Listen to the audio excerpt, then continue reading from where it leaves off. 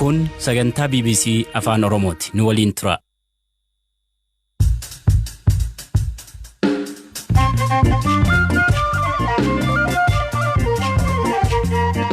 Yooyaa ammallee yooyaa dhaggeeffattoota raadiyoo BBC Afaan Oromoo sagantaan keenya Naayiroobii keenya irra dhufu jalqabu.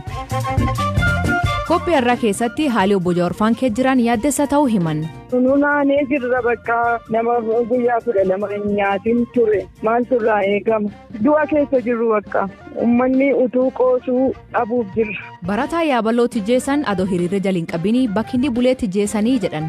Kumlooni dhaananii horii hin qajeelchanii dhaanan malee jechaan dhaananii akkuma bakka nyaaptitti dhaanuudhaan jeesani. Isaanii kan qooqeen kumseessaa taftee kaanii bira yaa'anii. Baakfeet ga'uuf Oromoon tokkummaa cimsuu qabdi.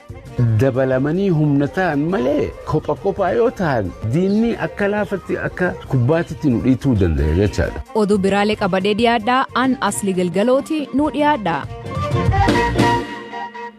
Dhaggeeffattootni oduutiin jalqabaan amboorra kaasee hiriirri mormii barattoota qophaa'inaatiin eegalee godina adda addaa Oromiyaa keessatti deemaa jira.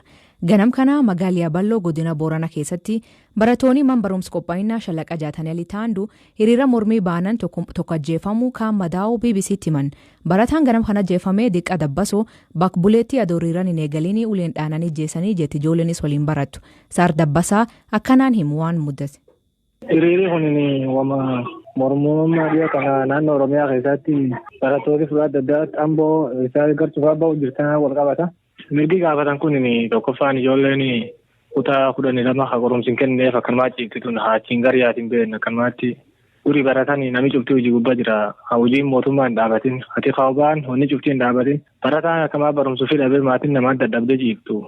Maanii rakkoowwan kana maan jedhanii mirguu fi karaa hiriira nagaatiin sila gaafatan gabbu'aan wanni guddoon sila kanuma. Kaan immoo rakkoo Oromiyaa keessa jirtullee bal'inaan waan jira sila namni yoo hiriir bahu waan hedduu kaasa.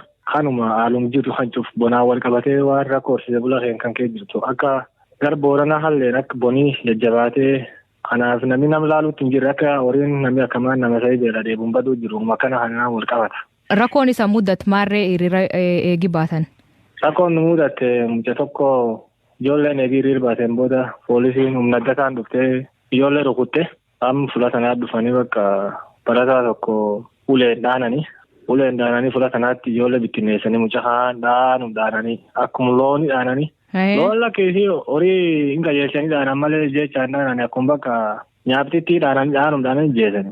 Mucaanii kan qooqeen kumseessaa taftee kaanii bira yaa'anii mucaa hospitaala qabeen naannoo yeroo hafuuraan arganne ciche. Namni bira mucaa tokkotti gara harka kanarraa saasaan rukutame. Ulleen hospitaal jira. Kaan immoo yookiin hospitaalaan baanellee ijoolleen nu jeetettee naannoo waajjira poolisiitti ijoollee galayaa'u jirtu. Rasaasaa mucaa tokko jilbi cabsite. Ulleen hospitaal jira. Kan immoo reefuun dabarsan jechaa jiran immoo laftiin ammaan tana namaayyuu qabuudhaan balleessanii namni tokko kulata kan jiru namni dhabittinnaa'e. Haala kanaatti laaf jira. Gurbaa kan ijoollee keessa marsanii maaf ijjeessan? Gurbaan kun yeroo ijoolleen yeroo dhaanam kana inni fulumirrii bisa jira.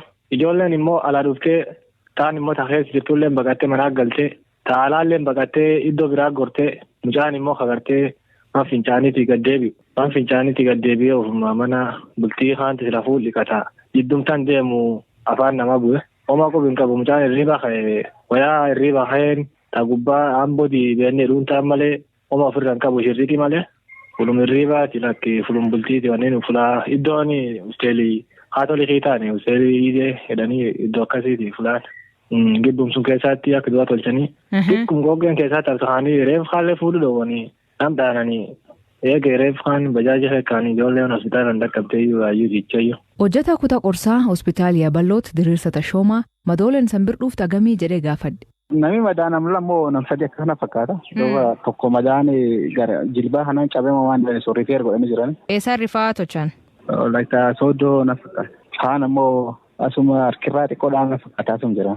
Gurbaan lubbuudha moo filatee san fidanii? Moo achitti lubbuudha moo qara fulumitti dhaananii lubbuudha? Achuma lubbuudha beeluuf na fakkaata. Asuma amma reeffiyaa sun jira malee achi lubbuudha beeluuf. Qawween dhaan moo ulumaan dhaanan? Qawween ulumaan. Gammootummaatiin bulcha godina Booranaa Abguyoo Galgalootii fi hoogganaa bulchiinsaaf nageenyaa Jaarso Boruu bilbilee fi argachuu hin dandeenye.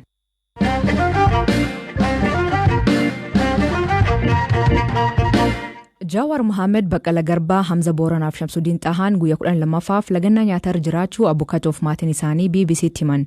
Haati warra obbo Baqqalaa aadde Hanna Ragaasaa haalli namoonni kunneen keessa jiran lubbuu isaaniitiifuu ka sodaachisuu jetti. Maatiif abukaatoo dubbisee gabaas kan qindeesse Hamza Hussein akkanaatti sanitti hima. Waan ammaaf haasofnu hin qabnu nu naanee jirra bakka maaloo obsaadha. Du'a keessa jirru bakka. Har'a deemtanii ilaaltanii turtanii?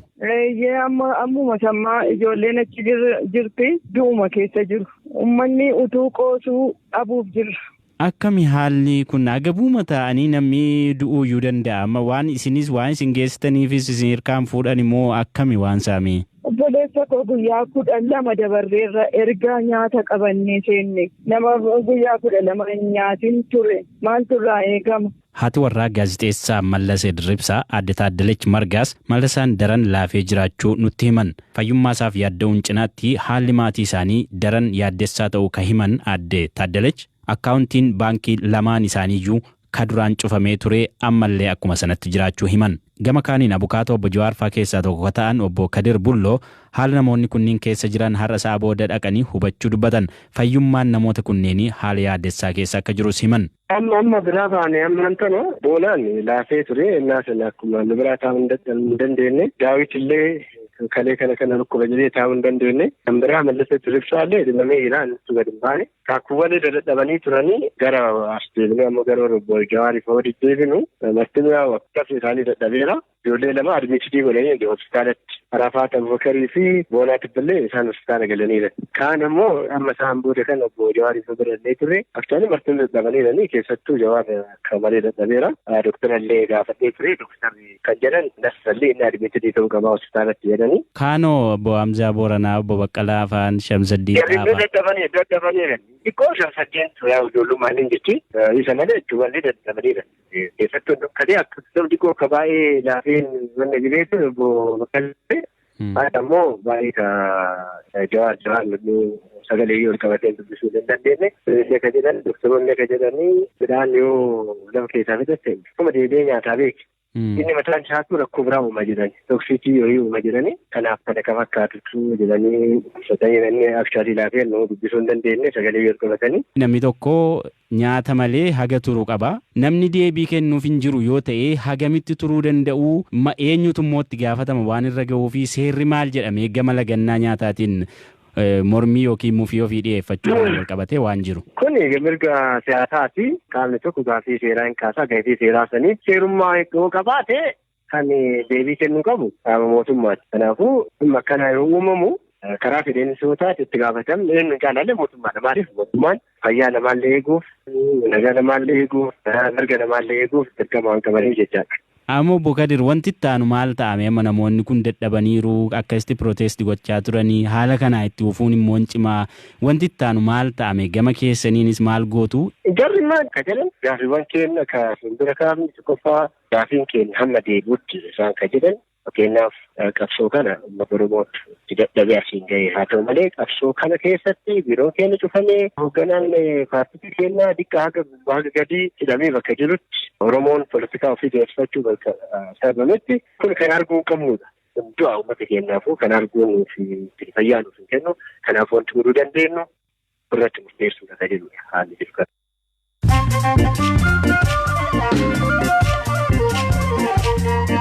Dhaggeeffattootni oduu gaggabaaboo addunyaa isanii dhiyeessaa jalqabaan ministeerri muummee mootummaa ce'umsaa Sudaan Abdallaa Hamdok Itoophiyaa waliin waraana takkiin seenne ejjennoo hin sochoon qabnaa jedha. Akka miidiyaan suunaa gabaasetti Hamdok dhimmi daangaa kun barkum 1902 irratti walii galame ture jedha.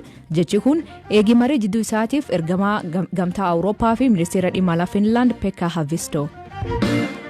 Dhaabbatni nyaata addunyaatiif mootummaan Itoophiyaa naannoo Tigraay keessatti deeggarsa dhiyeessuuf walii galtee ga'an. Dhaabbatichi namoota miliyoona 1.3 ta'an deeggaruu fi nyaata meetirii toonii 20 raabsamuu eegaluu himan. Ministeerri muummee Itoophiyaa Abiy Ahmad guyyaa lamaan dura Tigraay fi guutuu biyyaatti daraaraa namoota gawwaanqisuun dhimdursa kennaniif ta'uu ibsan. Soomaaliyaan guraandal 8 filannoo pireezidantummaa geggeessuuf malta dabarsuun dhimma tasgabbii siyaasaa keessa galchaa jirti jedhan. Yeroo aangoo pireezidantii amma jiru Mohaammed Farmaajoon wiixatarra xumurame. Dorgomtoonni pireezidantummaa paartii mormituu yeroon Farmaajoo waan dhumeef akka pireezidantiitti isa ilaallu jetti. Ministeerri muummee Israa'el Benjamin Netanyahuun himata malaammaltummaa kamaan murtii dhiyaatee Jerusalemitti eegalame mormate. Netanyahuun gubboo fudhachuun qabeen mootummaa waliin dha'uu fi seer diiguun himatama. Israa'elitti bulcha barcummaa jiru ka duraan himatam ta'a. Gaazexeessituun Awustreeliyaa Cheng Lane ta Chaayinaatti ji'ootaaf to'annoo jala ooltee iccitii biyyaa biraaf dabarsuun himatamte. Cheng duraan miidiyaa mootummaa CGTN jedhamuutti TV gubbaatti dhiyeessaa turte. Mootummaan Awustreeliyaa dhimma hidha isa ilaalchisee yaaddoo qabu mootummaa Chaayinaaf irra deebiin beeksisee ture.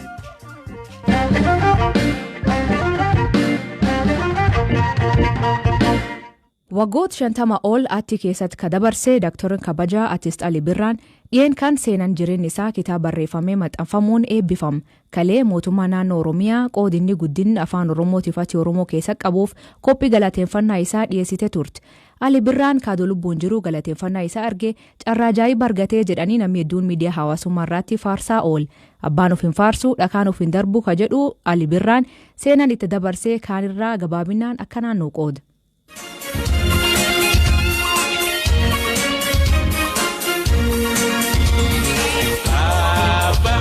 Kitaabni kun akka ummataaf bahee wannoon taane gufuu tokkoon mudate otuma dabarsanuu haga ammaa geenye. Wanna gammachiisu haqaaf bobba'uu kiyya haqa jechuun biyya jirru keessatti sirni jiru ummataaf mirga isaanii kabajaa hin turre. Kanumaatu nakaasee waggaa 50 ol waanan itti jiru rabbiin wanni itti argisiise jara argitee jeenota akka qeeroo fi qarree ani kana achi wanni na gammachiise hin jiru dhugaa ani gumaachee kan jettu anaa fi waahillan kiyya hiriyoonni kiyya gumaacha dirqamaati waan jallatee dabe tokko ijaan argaa callisanii taa'uun yakka akka wanjalaatitti lakaa jechuun kiyya wannummaan nuti qabsaa'aa deemne mirga ofii keenyaatiif dhuunfaasaa ta'uu gamtaanaa ta'uu saniif qabsaa'uun keenya gumaacha nagaafatte sanii fi dirqama keenyaan jedha. Abbaan ifin faarsu dhagaan ifin darbu jedha Oromoon. Ani gara kootiin ilmaan Oromoo taane afaan keenya aadaa keenya jireenya keenya kana hundaaf kan qabsaa'aa turre. Yeroo nuti keessa turre rakkoo guddaadha Oromoo ta'uu keenyaaf. Jabaa kuni gabrummaa dhugaa kan dhugaa. Sani kan nurratti deemaa ture. Hagaan argu, hagaan dhaga'u, hagaan dirqama kootiin bahuu danda'u yaada garagaraa waa'ee ispoortii yoo na dhufe, waa'ee environmentii yoo natti dhufe, waa'ee eenyummaa keenyaa yoo natti dhufe, waa'ee biyya keenyaa yoo natti akkasitti tarataraadhaan natti dhufe. Malee ani waan akkanaatitti nan sirbaa fi waan akkasitti hin sirbuudhaa miti. Dhaamsi kiyya guddaan afaan kiyya eenyummaa kiyya kabachiisuu. Ali Birraan dhaamsa tokkummaa dabarsuun Oromoon uummata guddaa bakka yaada ga'uu danda'u kan gochuuf yoo fedhii qabaate tokkummaa isa cimsuu qabaa jedha. Yoo hin taane uummata diqqaa bakkaatti wal qoodee jiraatu ta'a jedha.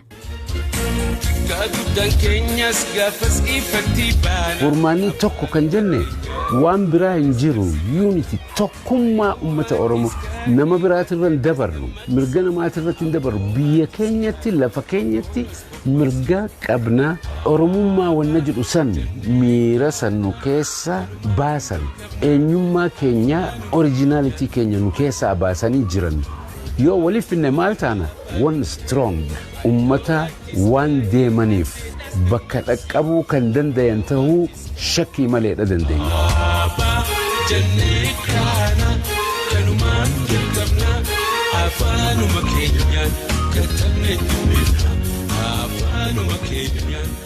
Dhaggeeffattoota keenya sagantaan keenya galgal kanaa ganumaan nu eeggatanii nu dhaggeeffachuu keessaniif ulfaadha isaniin jedha.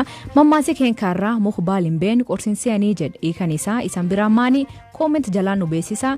Sagantaa kan qopheesse Hamza Hussein gam teknikaatiin Deevis Masaaru kan isaniif dhiyeessan Aslii Galgalooti. Yoo waaqni jedhu borsaatti akkana walta deebina nagaa waaqa heebbulaa oraa bulaa deebana hangafamaan dhambulaa.